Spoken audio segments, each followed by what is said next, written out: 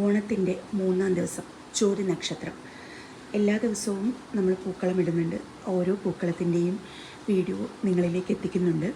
നമ്മൾ പൂക്കളം ഇടുന്നത് നമ്മുടെ അടുത്തുള്ള പൂക്കൾ പറിച്ച് അതിനെ ഒരുക്കി അണിയിച്ചൊരുക്കി ആണ് നമ്മൾ പൂക്കളം ഇടുന്നത്.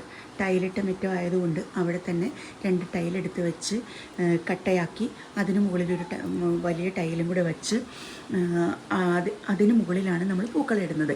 എങ്കിൽ തന്നെയും തറയൊക്കെ മെഴുകി നടുക്കൊരു ചാണക കട്ട വെച്ച് തുളസിക്കതിരി വെച്ച് ട്രഡീഷണലായുള്ള രീതിയിൽ തന്നെയാണ് നമ്മൾ അത് ചെയ്യുന്നത്. വളരെ കുറഞ്ഞ റിസോഴ്സസ് വെച്ചുകൊണ്ടാണെങ്കിൽ കൂടി ഏറ്റവും ട്രഡീഷണലായിട്ടുള്ള രീതിയിൽ അത് ചെയ്യുകയും കുട്ടികളിലേക്ക് അതിൻ്റെ ആ ഒരു സന്തോഷവും അതിൻ്റെ ഒരു അന്തസ്സത്തെയും എല്ലാം എത്തിക്കുകയും ചെയ്യുക എന്നുള്ള ഒരു ഇത് നമുക്കുള്ളത് കൊണ്ടാണ് ഞാൻ അങ്ങനെ തന്നെ ചെയ്യുന്നത്. ചെറിയ പ്രായത്തിൽ തന്നെ കുട്ടികളെ ഇതെല്ലാം ഒന്ന് ശീലിപ്പിച്ച് കഴിഞ്ഞാൽ എൻ്റെയൊക്കെ ചെറുപ്പത്തിലെ ഞാൻ ചെയ്ത ഒരു ശീലമാണ് ഇപ്പോഴും ഞാൻ കണ്ടിന്യൂ ചെയ്യുന്നത്.